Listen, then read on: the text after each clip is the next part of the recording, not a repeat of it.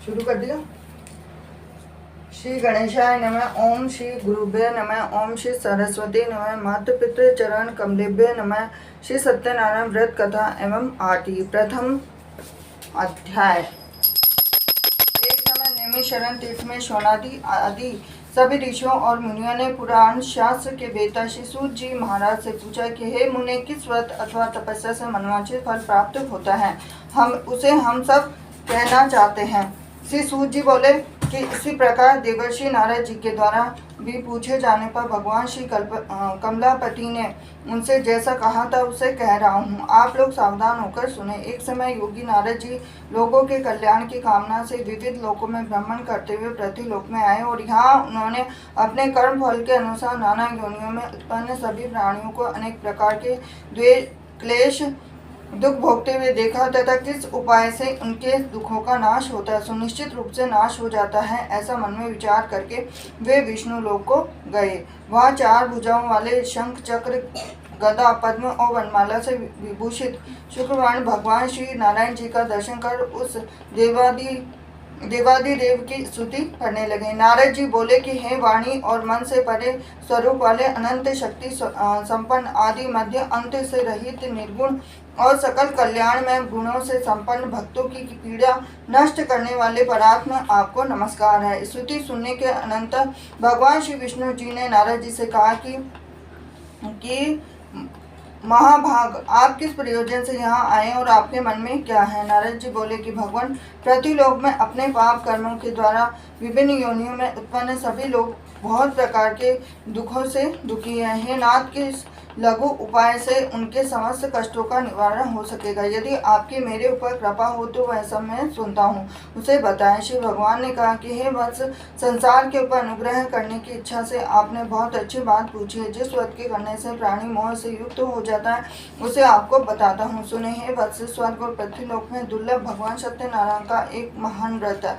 आपके स्नेह के कारण इस समय मैं उसे कह रहा हूँ। अच्छी प्रकार विधि विधान से भगवान सत्यनारायण का व्रत करके मनुष्य शीघ्र ही सुख प्राप्त कर परलोक में मोक्ष प्राप्त कर सकता है। भगवान की ऐसी वाणी सुनकर नारद जी ने कहा कि प्रभु, इस व्रत को करने का क्या फल है, उसका विधान क्या है, इस व्रत को किसने किया और इसे कब करना चाहिए, यह सब विस्तार पूर्वक बताइए। भगवान ने कहा कि यह श्री सत्यनारायण जी व्रत दुख शोक आदि का शमन करने वाला, धन धान्य की वृद्धि करने वाला, सौभाग्य संतान देने वाला तथा सर्वत्र विजय प्रदान करने वाला है। जिस किसी भी दीन भक्ति श्रद्धा से समन्वित होकर भगवान मनुष्य ब्राह्मणों और बंधु बांधवों के साथ धर्म में तत्पर होकर सायंकाल में भगवान श्री सत्यनारायण जी की पूजा करें, नैवेद्य के रूप में उत्तम कोटि के भोजनीय पदार्थ को सवाया मात्रा में भक्ति पूर्वक अर्पित करें। केले के फल, घी, दूध, गेहूं का चूर्ण अथवा गेहूं के चूर्ण के अभाव में साठी का चूर्ण, शक्कर, गुड़, यह सब योग्य सामग्री सवाया मात्रा में एकत्र कर निवेदित करनी चाहिए। बंधु बांधवों के साथ श्री सत्यनारायण भगवान जी कथा सुनकर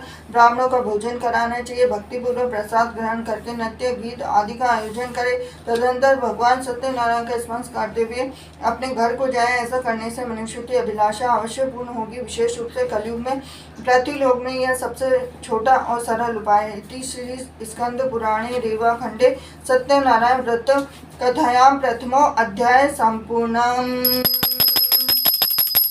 बैठा जाता है क्या है, कुर्सी पे बैठी माता जी के सामने। द्वितीय अध्याय। सूत जी ने कहा कि हे ऋषियों, जिन्होंने पहले समय में इस व्रत को किया है उनका इतिहास कहता हूँ, आप सब ध्यान से सुने। सुंदर काशीपुरी नगरी से एक अत्यंत निर्धन ब्राह्मण रहता था। वह ब्राह्मण भूख और प्यास से बेचैन होकर पृथ्वी पर घूमता रहता था। ब्राह्मणों से प्रेम करने वाले श्री विष्णु भगवान जी ने ब्राह्मण को देखकर एक दिन बूढ़े ब्राह्मण का रूप धारण कर ब्राह्मण के पास जाकर आदर के साथ पूछा कि हे विप्रदेव, तुम नित्य ही दुखी होकर पृथ्वी पर क्यों घूमते हो। तब उस ब्राह्मण ने कहा कि मैं भिक्षा के लिए पृथ्वी पर घूमता हूँ। हे भगवान, यदि आप इससे छुटकारा पाने का कोई उपाय जानते हो तो कृपा कर मुझे बताएं। वृद्ध ब्राह्मण का रूप धारण किए श्री विष्णु ने कहा कि हे ब्राह्मण, श्री सत्यनारायण भगवान मनवांछित फल देने वाले हैं, इसलिए तुम उनका पूजन करो, इससे मनुष्य सब दुखों से मुक्त हो जाता है। ब्राह्मण को व्रत का सारा विधान बताकर बूढ़े ब्राह्मण का रूप धारण करने वाले श्री भगवान जी अंतर्ध्यान हो गए।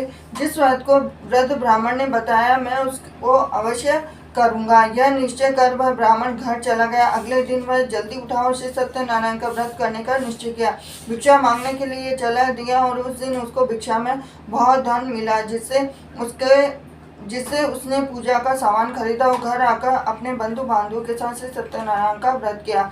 इससे करने से वह ब्राह्मण सब दुखों से छूटकर अनेक प्रकार की सुख संपत्तियों से युक्त हुआ। तभी वह विप्र हर मास व्रत करने लगा। इसी प्रकार सत्यनारायण जी के व्रत को जो शास्त्र विधि के अनुसार करेगा वह सब पापों से छूटकर मोक्ष को प्राप्त होगा। आगे भी जो मनुष्य पृथ्वी पर श्री सत्यनारायण का व्रत करेगा वह सब दुखों से छूट जाएगा। और इस प्रकार नारद जी से सत्यनारायण भगवान का कहा हुआ व्रत मैंने आपसे कहा। तब ऋषियों ने कहा कि हे मुनीश्वर, संसार में इस व्रत को सुनकर किस किस ने इस व्रत को किया और यह हम सब सुनना चाहते हैं। श्री सूत जी ने कहा कि हे मुनियों, जिस प्राणी ने इस व्रत को किया है उन सबकी कथा सुनो। एक समय वह ब्राह्मण धन और ऐश्वर्य के साथ बंधु बांधवों के साथ व्रत पूजन कर रहा था कि उसी समय एक लकड़हारा आया और उसने लकड़ियां बाहर खरीदी और विप्र के घर में चला गया। प्यास से व्याकुल लकड़हारे ने विप्र को व्रत करते देखा और वह प्यास को भूल गया। उसने उस विप्र को नमस्कार किया और पूछा कि हे विप्र, यह सब किसका पूजन कर रहे हैं? इस व्रत से क्या फल मिलता है? कृपा करके मुझे बताएं। ब्राह्मण ने सब मनोकामनाओं को पूरा करने वाले ये श्री सत्यनारायण का व्रत है और इन्हीं की कृपा से मेरी यहाँ धन धान्य आदि की वृद्धि हुई है। विप्र से इस व्रत के बारे में जानकर वह लकड़हारा बहुत प्रसन्न हुआ। भगवान का चरणामृत ले भोजन करने के बाद वह अपने घर को चला गया। अगले दिन लकड़हारे ने अपने मन में संकल्प किया कि आज ग्राम में लकड़ी बेचने से जो धन मिलेगा उसे से भगवान सत्यनारायण की उत्तम व्रत करूंगा। मन में ऐसा विचार करके वह लकड़ियां अपने सिर पर रखकर जिस नगर में धनवान लोग रहते थे वहां गया और उस दिन से लकड़ियों के चौगने दाम मिले। वह बूढ़ा लकड़हारा अति प्रसन्न होकर कच्चे पके केले, शक्कर, शहद, घी, दूध, दही, गेहूं का चूर्ण इत्यादि श्री सत्यनारायण भगवान के व्रत की सभी सामग्री को लेकर अपने घर आ गया। फिर उसने अपने बंधु बांधवों को बुलाकर विधि विधान के साथ भगवान का पूजा और व्रत किया और उस व्रत के प्रभाव से वह बूढ़ा लकड़हारा धन, पुत्र आदि से युक्त हुआ और संसार के समस्त सुख भोगकर वैकुंठ को चला गया। इति श्री स्कंद पुराण रेवा खंडे सत्यनारायण व्रत कथायां द्वितीय अध्याय संपूर्णम। तृतीय अध्याय। श्री सूत जी बोले कि हे श्रेष्ठ मुनियों, अब एक और कथा कहता हूँ। पूर्व काल में उल्कामुख नाम का एक बुद्धिमान राजा था। वह सत्य वक्ता और जितेंद्रिय था। प्रतिदिन देवी स्थानों पर जाता और गरीबों को धन देकर उनके कष्ट दूर करता था। उनकी पत्नी सुंदर और सती साध्वी थी और भद्रशिला नदी के तट पर उन दोनों ने श्री सत्यनारायण भगवान का व्रत किया। और साधु नाम का एक वैश्य राजा को व्रत करके देख उसने पूछने लगा कि हे राजन, भक्ति उचित से यह आप क्या कर रहे हैं? मेरी सुनने की इच्छा है। तब महाराज उल्कामुख ने कहा कि हे साधु वैश्य, मैं अपने बंधु बांधवों के साथ संतान की प्राप्ति के लिए महाशक्तिमान सत्यनारायण भगवान का व्रत व पूजन कर रहा हूँ। उसने कहा कि हे राजन, मुझे भी इसका सब विधान बताइए। मैं भी अपने कथनानुसार इस व्रत को करूंगा। मुझे कोई संतान नहीं है। विश्वास है कि इससे निश्चय ही मेरे यहाँ भी संतान होगी। राजा ने सब विधि विधान सुनकर व्यापार से निवृत्त हो वैश्य खुशी खुशी अपने घर आया और वैश्य ने अपनी पत्नी लीलावती संतान देने वाले उस व्रत का समाचार सुनाया और प्रण किया कि जब हमारे यहाँ संतान होगी तब मैं इस व्रत को करूंगा। एक दिन उसकी पत्नी लीलावती सांसारिक धर्म में प्रवृत्त होकर गर्भवती हो गई और उसने एक सुंदर कन्या को जन्म दिया। कन्या का नाम कलावती रखा गया। और इसके बाद लीलावती ने अपने पति को स्मरण दिलाया कि आपने जो भगवान का व्रत करने का संकल्प किया था अब आप उसे पूरा कीजिए। तो साधु वैश्य ने कहा कि विप्र, मैं कन्या के विवाह पर इस व्रत को करूंगा। इस प्रकार अपनी पत्नी को आश्वासन दे वह व्यापार करने चला गया। काफी दिनों पश्चात वह लौटा तो उसने नगर में सखियों के साथ अपने पुत्री को खेलते देखा। वैश्य ने तत्काल कलावती के लिए कोई सुयोग्य वर की तलाश की। कंचन नगर के एक सुवर्ण वणिक पुत्र ने अपने बंधु बांधवों से प्रसन्नचित्त होकर अपनी पुत्री का विवाह उसके साथ कर दिया। वैश्य विवाह के समय श्री सत्यनारायण भगवान का व्रत करना भूल गए और इस पर श्री सत्यनारायण भगवान की लीला हुई और उसके भगवान में सकुशल साधु नामक वैश्य अपने जमाता सहित नाव को लेकर व्यापार करने के लिए समुद्र के समीप स्थित रत्नापुर नगर में गया। दोनों ससुर जमाई राजा चंद्रकेतु के नगर में व्यापार करने लगे और एक दिन भगवान सत्यनारायण जी की माया से प्रेरित एक चोर राजा का धन चुनाकर भागा जा रहा था। राजा के दूतों को अपने पीछे आते देखकर चोर ने घबराकर राजा के धन को उनकी नाव में रखकर भाग गया और जहाँ ससुर जमाई ठहरे हुए थे, जब राजा के धन को उनकी नाव में रखकर भाग गया जहाँ ससुर जमाई थे, तब राजा के धन को अपनी नाव में रखा देखा तो पकड़कर राजा के समीप जाकर बोले कि हम ये 2 चोर पकड़कर लाए हैं, आप आज्ञा दे। राजा ने कारागार में डालने की आज्ञा दे दी और इस प्रकार राजा की आज्ञा से उनको कठिन कारावास में डाल दिया गया तथा उनका धन भी ले लिया। सत्यनारायण भगवान की लीला के अनुसार साधु वैश्य की पत्नी लीलावती व पुत्री कलावती भी घर पर बहुत दुखी थी। उनके घर में रखा धन चोर ले गए थे। एक दिन शारीरिक व मानसिक पीड़ा तथा भूख प्यास से अति दुखित हो भोजन की चिंता में कलावती एक ब्राह्मण के घर गई। उसने श्री सत्यनारायण भगवान का व्रत होते देखा। उसने कथा सुनी, प्रसाद ग्रहण कर रात को घर आई। माता ने कलावती से पूछा कि हे पुत्री, तू अब यहाँ कहाँ रही हो, तेरे मन में क्या है? कलावती बोली कि हे माता, मैंने भी श्री सत्यनारायण भगवान का व्रत होते देखा है। तब कलावती के वचन सुनकर लीलावती ने सत्यनारायण भगवान के पूजन की तैयारी की। उसने परिवार और बंधुओं सहित श्री सत्यनारायण भगवान का पूजन और व्रत किया और वर मांगा कि मेरे पति और रमा शीघ्र ही घर लौट आए। साथ ही प्रार्थना की कि हम सबका अपराध क्षमा करो। श्री सत्यनारायण भगवान जी इस वजह से संतुष्ट हो गए। उन्होंने राजा चंद्रकेतु को सपने में दर्शन देकर कहा कि हे राजन, जिन दोनों वेश्यों को तुमने बंदी बना रखा है वे निर्दोष है, उन्हें प्रातः ही छोड़ देना। राजा ने वचन कहकर भगवान अंतर्ध्यान हो गए। प्रातःकाल राजा चंद्रकेतु ने सभा में सबको अपना स्वप्न सुनाया और सैनिकों को आज्ञा दी कि दोनों वणिक पुत्रों को कैद से मुक्त कर सभा में लाया जाए। दोनों ने आते ही राजा को प्रणाम किया। राजा ने उनसे कहा कि हे महानुभाव, तुम्हें भावी वर्ष ऐसा कठिन दुख प्राप्त हुआ है, अब तुम्हें कोई भय नहीं है, तुम मुक्त हो। ऐसा कहकर राजा ने उनको नए नए वस्त्राभूषण दिए और उनका जितना धन लिया था उनसे दुगना धन लौटाकर आदर से विदा किया। दोनों वेश्य अपने घर को चले गए। इति स्कंद पुराणे रेवाखंडे सत्यनारायण कथा याम तृतीय अध्याय संपूर्णम। चतुर्थ अध्याय। श्री शिव जी बोले कि वेश्य उनके जमाई ने मंगलाचार करके यात्रा आरंभ की और अपने नगर की ओर चल पड़े। उनके थोड़ी दूर आगे बढ़ने पर अभिमानी वणिक पुत्र हंसता हुआ बोला कि हे दंडी, आप क्यों पूछते हो? क्या धन लेने की इच्छा है?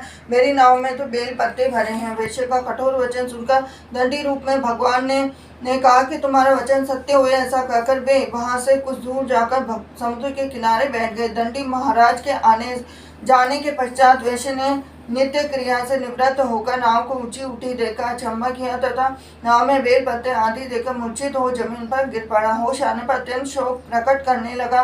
तब उसके जमाता ने कहा कि आप शोक न करिए, दंडी महाराज का शाप है, अतः उनकी शरण में चलना चाहिए, तभी हमारी मनोकामना पूरी होगी। जमाता के वचन सुनकर दंडी महाराज के पास पहुंचा और भक्ति भाव से प्रणाम करके बोला, मैंने जो आपसे असत्य वचन कहा उसके लिए मुझे क्षमा करें। ऐसा कहकर वैश्य रोने लगा। तब दंडी भगवान ने बोले कि हे वणिक पुत्र, मेरी आज्ञा से तुझे बार बार दुख प्राप्त हुआ है, तू मेरी पूजा से विमुख हुआ है। तब उससे कहा कि हे भगवान, आपकी माया से ब्रह्मा आदि देवता भी आपके रूप को नहीं जान पाते, तब मैं अज्ञानी भला कैसे जान सकता हूँ? आप प्रसन्न होइए, मैं आपकी सामर्थ्य के अनुसार आपकी पूजा करूंगा, मेरी रक्षा कीजिए और पहले के समान मेरी नौका को धन से भर दीजिए। उसके भक्ति युक्त वचन सुनकर भगवान जी प्रसन्न हो गए और उसकी इच्छा अनुसार वर देकर अंतर्ध्यान हो गए। तब ससुर और जामाता दोनों ने नाव पर आकर देखा कि नाव धन से परिपूर्ण है। फिर वह भगवान सत्यनारायण जी का पूजन कर जामाता सहित अपने नगर को चला गया। जब वह अपने नगर के निकट पहुंचा तब उसने एक दूत को अपने घर भेजा। दूत ने वेश्य के घर जाकर उसकी पत्नी को नमस्कार किया और कहा कि आपके पति अपने दामाद सहित इस नगर के समीप आ गए। लीलावती और उसकी कन्या कलावती उस समय भगवान का पूजन कर रही थी, तो दूत का वचन सुनकर साधु की पत्नी ने बड़े हर्ष के साथ सत्यदेव का पूजन पूर्ण किया और अपनी पत्नी से कहा कि मैं अपने पति के दर्शन को जाती हूँ, तू भी कार्य पूर्ण कर शीघ्र आना। परंतु कलावती पूजन और प्रसाद छोड़कर अपने पति के दर्शन के लिए चली गई, परंतु उसको पति का दर्शन प्राप्त नहीं हुआ। नौका को डूबा हुआ था, तो कन्या को रोती हुई देखकर वेश्या दुखित हो गया। हे प्रभु, मुझसे या मेरे परिवार से जो भूल हुई है उसे क्षमा करो। और उसके दीन वचन सुनकर सत्यदेव भगवान प्रसन्न हो गए। आकाशवाणी हुई कि वैश्य तेरी कन्या प्रसाद छोड़कर आई और इसका पति अदृश्य हुआ है। यदि वह घर आकर प्रसाद खाकर लौटे तो उसका पति अवश्य मिलेगा। आकाशवाणी सुनकर कलावती ने घर पहुंचकर पूजन कर प्रसाद खाया और फिर आकर अपनी पति के दर्शन किए। तत्पश्चात वैश्य ने वही बंधु बांधवों सहित सत्यदेव का विधि पूर्वक पूजन किया। वह इस लोक का सुख भोगकर अंत में स्वर्ग लोक को गया। इति स्कंद पुराणे रेवा खंडे सत्यनारायण व्रत कथायां चतुर्थोऽध्याय संपूर्णम। चतुर्थ पंचम अध्याय।